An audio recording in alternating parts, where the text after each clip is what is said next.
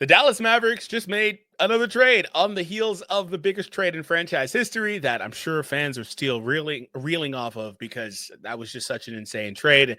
This one expedites their timeline, with the trade by getting an older player in here once again, trading off one of their younger players and getting back Caleb Martin in this trade. So we'll talk all about it here, but make sure you do subscribe to the Basketball Bulletin because 80% of viewers aren't subscribed. And if you guys are wanting to stay up to date with all the information as it comes out with the trade deadline, and then after that, when we keep you guys locked in with everything else, this is the place to be. So make sure you do subscribe. All right. So what is the trade exactly? So Philly is sending Caleb Martin to the Mavericks in exchange for Quentin Grimes and a 2025 second-round pick, getting their own second-round pick back for what it's worth in 2025. So, okay, I mean, that could potentially be a decent second-round pick because Philly has just had a really tough season this year. So, I guess. But let me know in the comments how you feel about this from both sides. Philly fans, let me know. Mavs fans, let me know. In terms of the Mavs, just because of the Luka trade, I kind of wonder if people even care because I kind of feel like there's a large segment, and what I've seen online as well, is there's a large segment of fans that kind of just are not, they don't care right now. It's really tough to get them to care about anything, AD, Max, anything, because of, I don't know, Luka, right? And that's understandable. But this is a weird trade because it puts them on that timeline. So, like, if your goal is to get a 3-and-D player in Caleb Martin, 3-and-D wing with good size, about 6'7", and you wanted to put him on the timeline of AD and Kyrie specifically, well, you got that done. If that's the goal, fine. Nico Harrison said the future for him is the next few years, which is what a weird thing to say.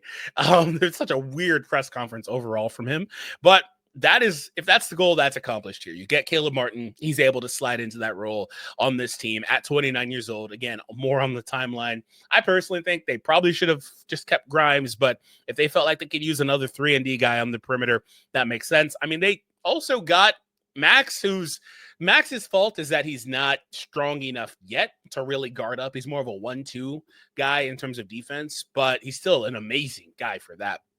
But, maybe they've got somebody here that can be more 2, 3, 4 small ball groups. And maybe that's what also the versatility defensively is for, because Quentin is not a great defensive player.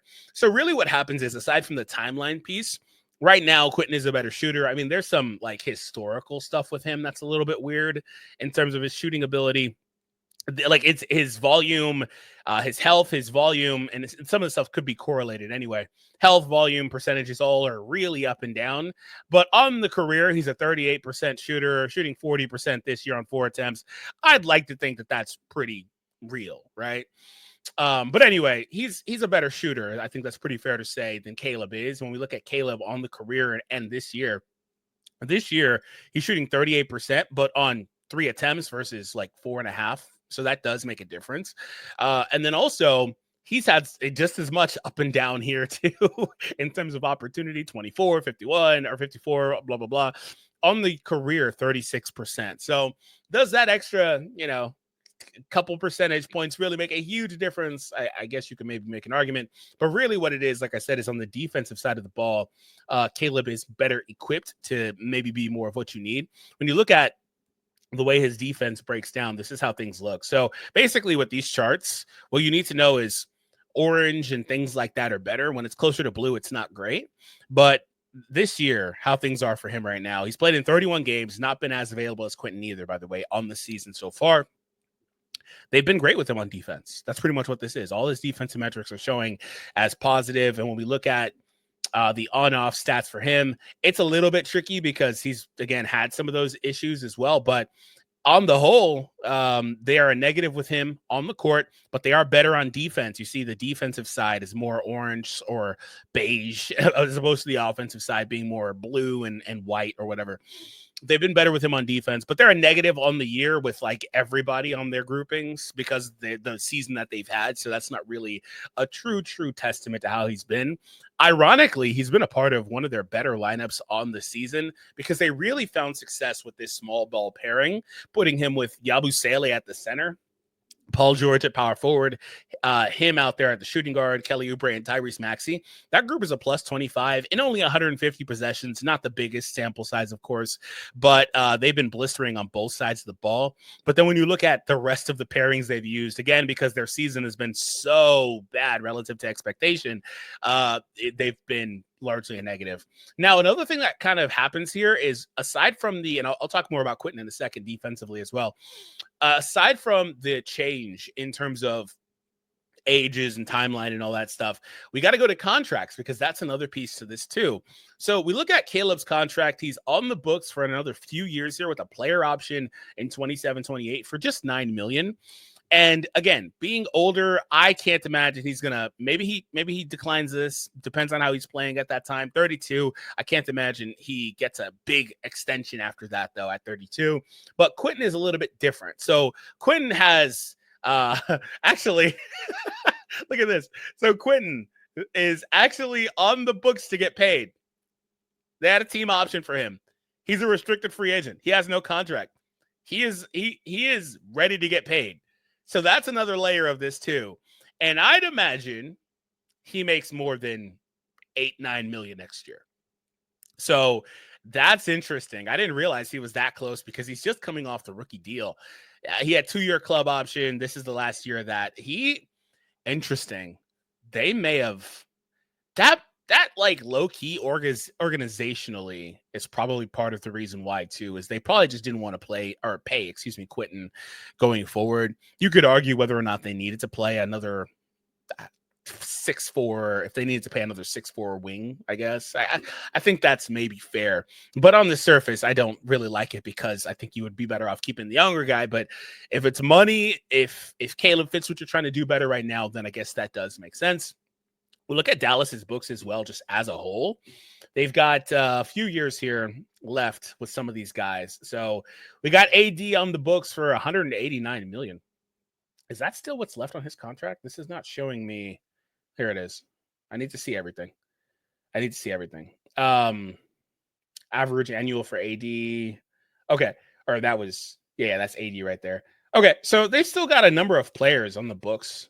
So the team is kind of in a spot where, and I'm going to pull this up to show me it a little bit differently. The team's in a spot where they may or may not be trying to worry about that piece of it in terms of cost cutting, things like that, which do you think that's a good idea? It's weird. It's hard to gauge what is or isn't a good idea for this team right now, simply because of the spot that they've put themselves in after making this trade. So here's a look at the books in a little bit of a different layout. So here's AD right there for the next couple of years. Kyrie has that player option, I believe, this offseason. Clay, couple years, and then a player option. They've kind of set themselves up where within a couple of years, there's not a ton really here aside from AD. I'd assume Kyrie stays and re-ups, right? I'd assume that kind of happens. Max is very cheap. Lively's also pretty cheap for a while. Quentin would have been eligible, but, that kind of didn't really happen here. So weird spot to be in. Yeah, weird spot to be in. All right, so he does have that $6 million qualifying offer too there. So let's get back to Quentin here. So like I said, better shooter, so you get better production on that piece of it. If you're just looking for a shooter, he fits better. I'd say he probably fits better alongside Luka a little bit in terms of just the shooting capability there. But I wanted to take a look at the defense as well. And again, like I said earlier, more orange, beige, blah, blah, blah is better. He had a better year in the 6 games he played last year for Detroit. But yeah, so far on the year, not been great defensively for the team. We go ahead and take a look at the on-off numbers for him as well. They actually were, I believe, a little bit better with him on the court. Diff is -4, actually. So here's the offense-defense split. So again, better on offense than they are on defense when he's on the court. We take a look at the lineups as well. I wanted to see this as well because the most used lineup with him, I don't think had Luka in it because Luka's missed so many games. Yeah, so here's the thing with Quentin. He's also played, I think, in every game this season, but look how they deployed him. There was just so much rotation here where it's kind of hard to get like a really good footing on what he is because there's a hyper positive here hyper negative, hyper negative, hyper positive, hyper positive, hyper positive, hyper negative, hyper positive. These pairings, and look at the possessions. He's played over 2,000 possessions, but look at the most used one being freaking 66. Like he's again, I think he's played in every single game for them this year. This is how they've used him. There was absolutely no consistency with this team or his usage on this team because so many players have been in and out, and that's more or less how it's been used for him. So that's a weird spot to be in for him. I do wonder if on Philly, I don't know that it changes a ton, to be honest, but I do wonder if on Philly he can maybe find a little bit more consistency. I also wonder about the pairing of him in the backcourt at times with some of their players in Philly. I think Caleb might have been a better fit, but in terms of the Philly piece of it, I also understand that it may be better to try to get a little bit younger because you do have one of the older teams in the league. As you're looking at Embiid, you have PG there, and while you have young stars and a young star in Maxey, that doesn't really offset the fact that your best guy he's like 30, but he's like an old 30 because of the injury history with him, right? And then PG, similar deal. Look at their books here. I think Caleb, might have been better for the book specifically, but a lot of these guys kind of fall off. But that's the thing that they're going to be dealing with, though, because they've got 3 guys on max deals here. They're going to be basically having guys for the rest of the roster that are making less than 10 million minimum contracts or biannuals if that's available to them, whatever it is. They're going to be kind of trying to fill out the roster that way. So above all else, my final verdict on this trade is I think it's probably very lateral for both sides, but I do wonder if this maybe fits a little bit better alongside in Dallas. Because that's where I think most of the criticism will probably come from.